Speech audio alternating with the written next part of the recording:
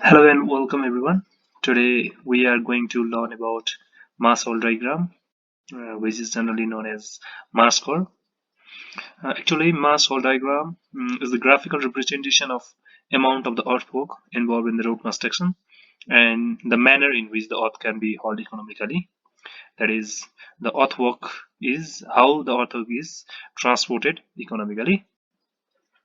The main uses of the mass curve are to find an economical scheme for distributing the excavated material, to overcome the wastage of the material at one place and borrowing at the another place, to overcome the difficulty of estimation of the proposed wastage. The designer may advise widening an embankment or cutting where necessary. For we draw mass diagram so that in the road construction, the soil or the earthwork can be economically transported from the place of excavation to the place where we need to fill in the road construction. I will show with the figure. If this is the ground level of any area and this is the formation level for the road, it is the L section of the L section of any place where we have to construct a road. Here, this part need to be cut while during the construction of the road, and this part need to be filled, and this part again need to be cut while constructing the road. So mass hole diagram gives us the idea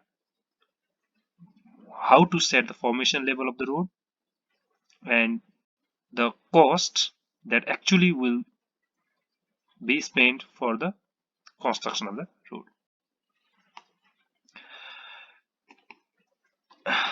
Now we will know how to construct the mass hole curve.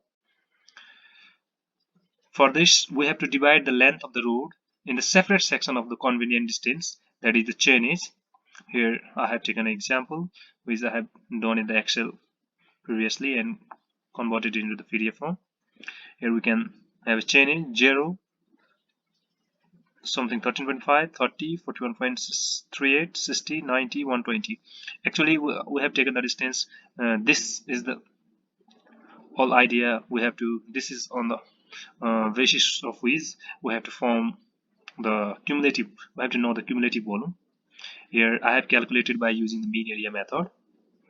I don't want to waste my time by describing how it is calculated. If you don't know about it and me to describe, please comment down in the section below, comment section. I will try to describe it later. Here in the mass hole curve, we have to first we have to locate the points at the certain distance, fixed distance. Here I have taken a distance of 30, 0, 30, 60, 90, 120. And next, we have to calculate the volume of the earthwork in each section. Here I have calculated the volume of the earthwork for cutting and filling separately, and then plot the longitudinal section of each section of the road on the convenient scale. We have plotted it already. I have shown this. This is the longitudinal section of the ground level of the place where we have to form the road, and this is the formation level of the road. This red line is the formation level of the road. After that, we have to plot the volume as the ordinates and distance between the section which are kept same. That is, here we can see distance is kept same and the cumulative volume are calculated here. It's calculated here. There first starts with 0, then cutting will be taken positive and filling will be taken negative, and we get these values. And finally we plot the cumulative volume with this distance with respect to the distance. Here we got mass hole diagram. This is the mass hole diagram which we want. And Now the adjacent ends of the ordinates is to obtain the smooth curve required a mass diagram. Now we will go for the characteristics of the mass curve. Mass hole diagram main characteristics will be described. Actually, the rising section of the mass curve indicates areas where excavation exceeds fill, whereas the falling section indicates where fill exceeds excavation. I will describe from the figure. Here we can see that this is the cut portion, this is the fill portion. Here we can see that the curve in the mass hole diagram slopes upward when there is a cut, and is slopes downward. It slopes downward when the fill exceeds cut. The next point is steep slopes reflect heavy cuts and fills, while the flat slopes indicates areas for the small amount of the earthwork. You can see here this here is a steep slope where heavy amount of cut it requires heavy amount of this is the part which we have to cut, so there is a steep slope in the mass hole curve. Next point is the difference in the ordinate between any 2 points indicates net excess of the excavation over embankment or vice versa. That is, here in this diagram we can see that the ordinate difference gives the amount of the difference in the excavation, amount of excavation required.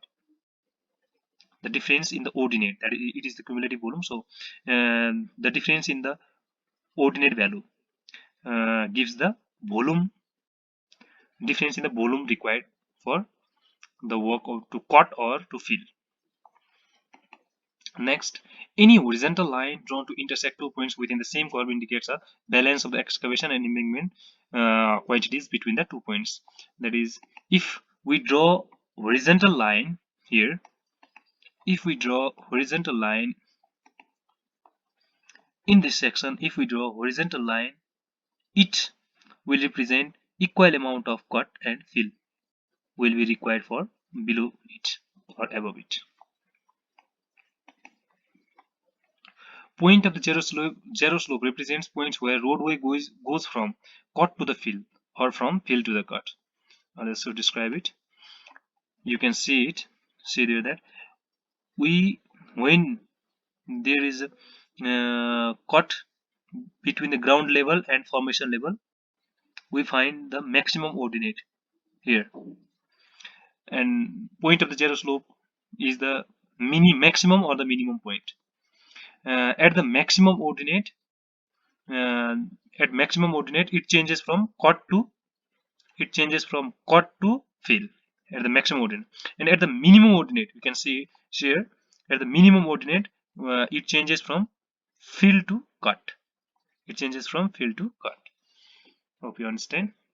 Also, I would like to say that upward sloping indicates, and we can also say that upward sloping indicates a cut, and downward sloping indicates a filling section. Also, there we have intersecting point with this level zero level, there and there. These points are also called balance point. If this curve would have ended at this point, at last it ends with a zero level, no any extra work would be required. That is, no any earthwork from borrowing pits would be required here in the construction of the road. In this case we have excess amount of the earthworks which need to be transported for disposal.